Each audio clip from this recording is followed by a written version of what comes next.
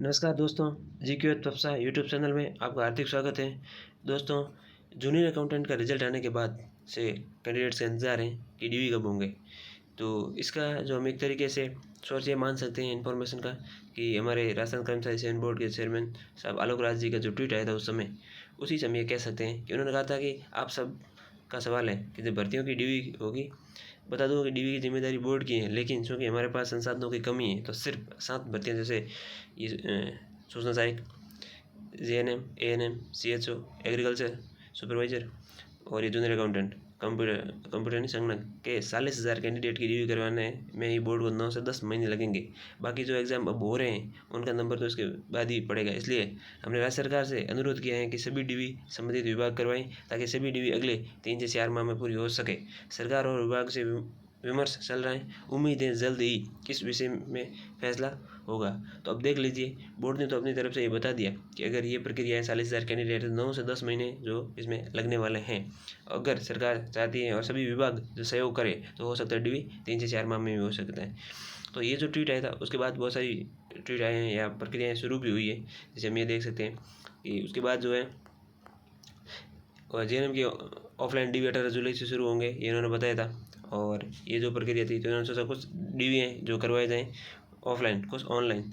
और उसके बाद आगे बात की जाए तो डीवी कराने के लिए सभी विभाग तत्पर हैं। इन्होंने बोर्ड चेयरमैन का वापस ट्वीट आया था कि पहले भी बहुत सारी भर्तियाँ संबंधित विभाग करा चुके हैं, मगर इसके बाद बोर्ड वापस डीवी करवाता है क्योंकि जिम्मेदारी बोर्ड की है।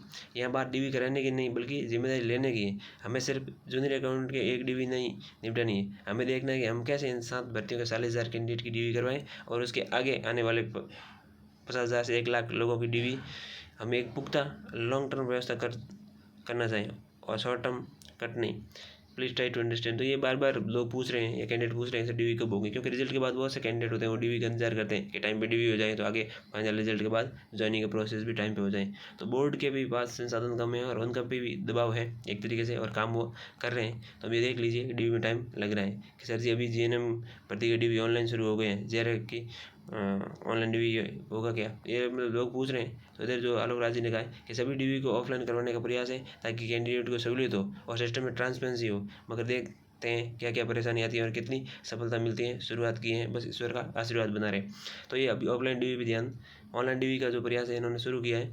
और देखते हैं कि ऑनलाइन जो स्क्रूटनी फॉर्म भरवा दिया जाएगा उसमें जो डॉक्यूमेंट होंगे उसके बाद वेरीफाई किए जा सकते हैं कि डीवी के लिए स्क्रूटनी फॉर्म है जो एसएसओ आईडी से भरा जाएगा। बहुत से लोग बोलते हैं ऑनलाइन डीवी का, हालांकि जो डीवी होता है उसको पता ही होता है, लेकिन फिर भी जो आगे भर्तियों की तैयारी करने वाले वो भी ये मतलब जानकारी रख सकते हैं कि डीवी के लिए स्क्रूटनी फॉर्म भरवाया जाएगा और ऑनलाइन एसएसओ आईडी से भरा जाएगा। उसके बाद डीवी है जो ऑफलाइन होंगे, मतलब वो डॉक्यूमेंट लेके हमें वहाँ जाना है बोर्ड के पास। या इधर ये जीएनएम भर्ती परीक्षा के लिए डीवी की जो इन्होंने डेट बताई है, तो ये हम कह सकते हैं कि इनका उद्देश्य मेन है कि जो अभ्यर्थी अवैध कूटनीति जाली दस्तावेज लगे उसके विरुद्ध मुकदमा दर्ज करवाया जाएगा।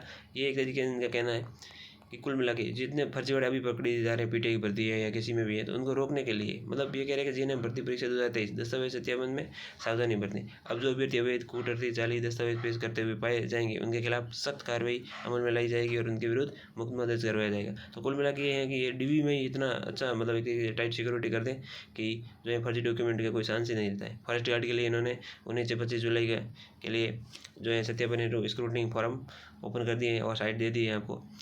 और इसी प्रकार हम देखें तो जीएनएम के लिए ऑनलाइन वो बंद रख सके। ऑफलाइन भर्तियों के डॉक्यूमेंट वेरिफिकेशन के दौरान कैंडिडेट की फेस स्कैन की जाएगी तथा इसका मिलान application form, admission card and attendance sheet पर लगेगी फोटो से मिलान किया जाएगा ताकि डमी कैंडिडेट को पहचान किया जा सके। तो कुल मिला के बोर्ड ये कह रहा है कि जब मामला एसओजी के पास जाए या बाद में भर्ती प्रक्रिया पूरी होने के बाद पकड़ा जाए किसी को उसे, और उसमें फिर लोगों को भी ये रिएक्शन रहता है कि आप पहले कहाँ थे, पहले आपने कोई जो है प्रक्रिया क्यों नहीं किया, जो भी था। तो ये पहले से ही एक तरीके से कराने लगे। ये मददी नाम का है शख्स है, इन्होंने पूछा कि जेआरए के डॉक्यूमेंट या डीवी कब होंगे, तो उन्होंने बोर्ड सचिव साहब ये डॉक्टर भागचंद बघाल साहब ने कहा है कि आज जेआरए में 2 गुना के पात्र अभ्यर्थी डीवी जल्दी करवाने के मेरे लिए मिले थे, मेरे पास आए थे। कल मैं सभी परिणाम जारी परिणामों के डीवी करवाने के संबंध में रिव्यू करूंगा कि हम उपलब्ध संसाधनों का उत्तम उपयोग करके जितना जल्दी हम कर सकते हैं उतनी शीघ्रता से करवाएंगे। आप ये भी समझें कि बोर्ड में कई काम एक्शन एक साथ चलते हैं।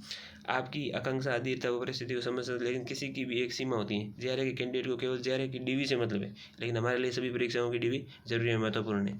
तो कुल मिला के हम ये कह सकते हैं कि ये सारे ट्वीट बताने का ये फॉरेस्ट गार्ड का भी यही है कि सर फॉरेस्ट गार्ड का डीवी होने के बाद रिजल्ट तो ये बोल रहे हैं कि डीवी जुलाई में हो रहे हैं, तो अगस्त तक रिजल्ट आने की संभावना, महीने भर तो लग ही जाता। हालांकि फॉरेस्ट गार्ड में कैंडिडेट कम है, जूनियर अकाउंटेंट में कैंडिडेट ज़्यादा है, तो इसका भी फर्क पड़ता है।